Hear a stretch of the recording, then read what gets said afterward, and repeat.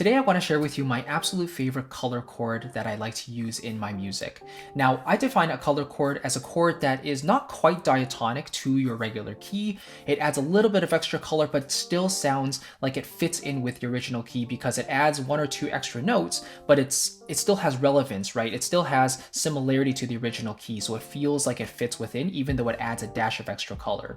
So what is that chord that I like to use? It is called the secondary dominant. Now, a secondary dominant is basically when you take the chord in a key that's not the tonic, let's say the 2 chord, the 3 chord, all the way to the 7 chord, and you find the dominant chord of that chord that you selected.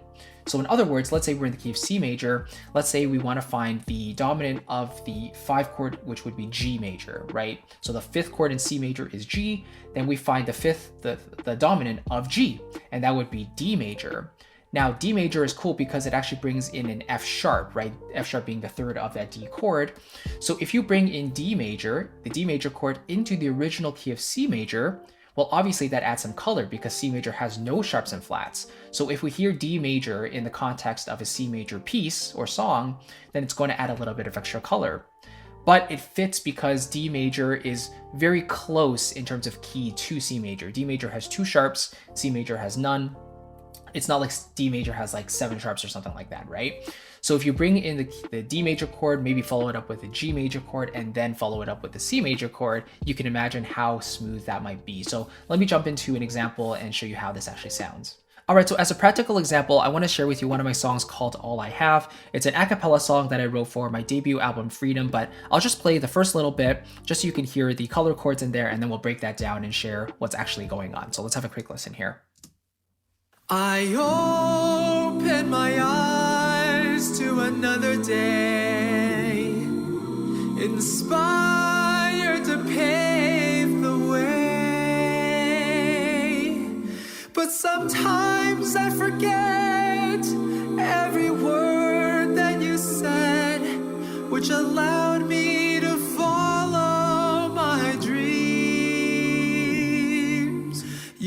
Okay, let's stop there. So I've heard this song many times when I was writing it, so I kind of memorized how it goes, but let me just show you in ChordieApp how this works. So we're in the key of C major, and again, we know that C major has no sharps and flats, right?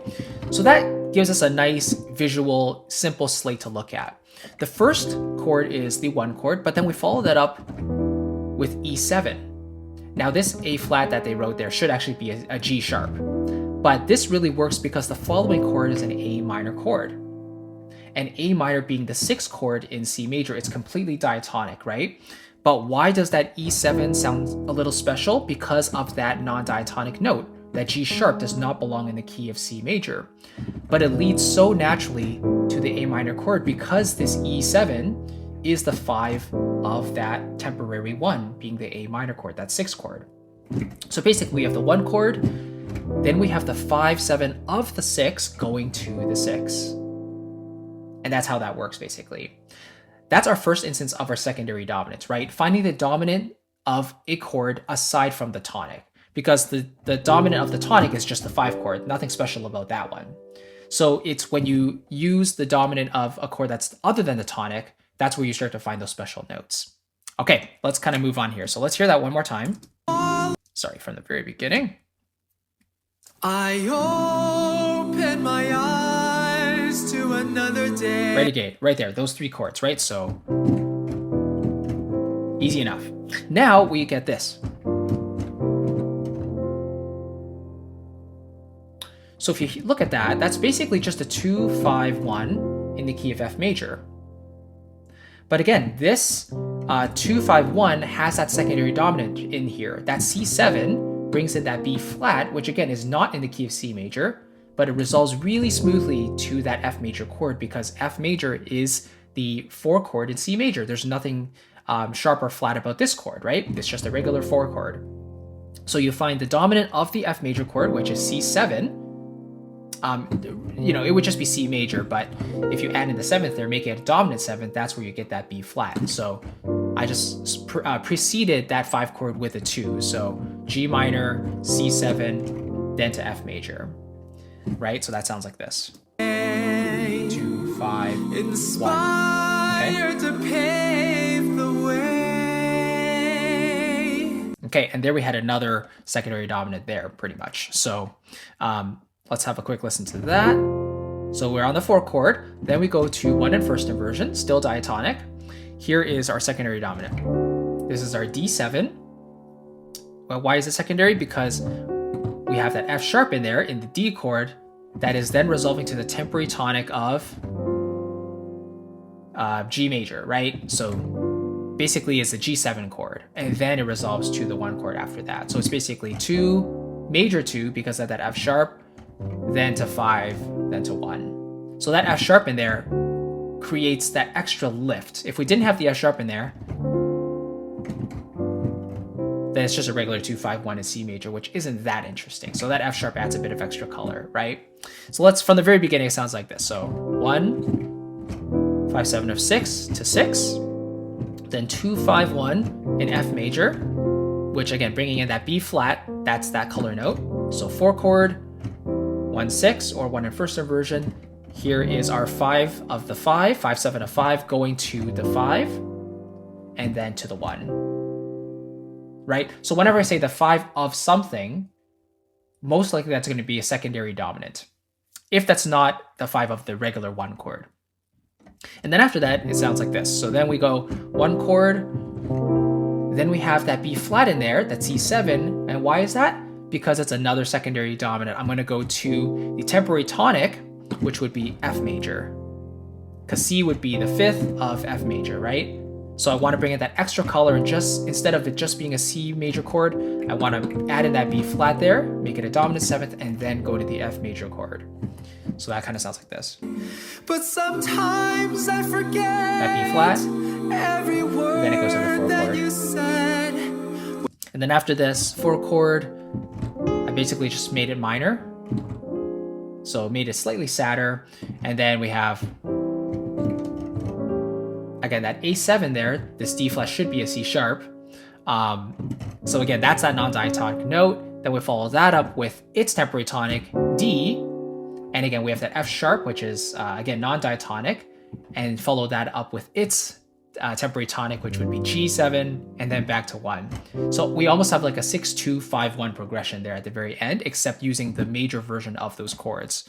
So we have the 1 chord, right? Then here is the A7, going to the D7, going to the G7, going to the C chord. So if we made that completely diatonic, it would be 6, 2, 5, 1. But because we made those chords major, we made them the actual dominant 7ths. These become the secondary dominants of their temporary tonic. So the 5 of the 2, and then this is the 5 of the 5, right? Going back to the original 1. And yeah, just explaining this, it sounds a little bit convoluted, to be sure, but these are the sort of things that you kind of want to internalize and you just want to think about without having to consider it too hard. When I was writing this song specifically, I knew I wanted that Broadway sort of Disney sort of sound to it. I definitely wanted those color chords. I wanted that secondary dominant sound. I wanted that modal mixture. So while I was writing this chord progression, I wrote the basic chords first, but then I was thinking, how could I make it more spicy, right? How could I make those color chords fit in a little bit smoother, make the overall thing more juicy? And that's kind of what I settled on. So secondary dominants are extremely powerful because in addition to your diatonic chords of just major and minor keys, you can always add in the dominant chord of any of the chords that are not the 1 chord, right? So the 5 of 2, the 5 of 3, whatever you want to do, and just double check whether that temporary 5 chord includes a note that's outside of your original key. Because if it does, and you bring it in to your original key, then that's going to add some extra color. And then most likely you're going to follow that up with its temporary tonic, right? And then you can go back to the original key after that. So secondary dominants are extremely powerful. I want to share with you 2 really quick things before you go. Number 1, if you are a composer, you want to write music on your computer, especially you want to write orchestral music that sounds realistic and really comes to life, and you want that full start to finish process, I want to give you complete free access to my workshop called the Complete Composer's Framework. It's the first link down in the description box, and it goes through every single step that you need to know in order to go from your initial idea to the polished final master all the way from start to finish. And I've also thrown in my virtual orchestration roadmap so you know how to get the best results from your sample libraries every single time. And you can, again, watch it for free. Just use the first link down in the description box below. If you enjoyed this video and you want to actually learn how you can hear chords by ear, like identify chords by ear and play them really quickly on the piano, then check out this video right here. I did a full start to finish breakdown of how you can actually do this. Literally listen to chords, recognize what they are, and then play them. It's super, super fun and really cool to do too. So check out that video right there. I'll see you there.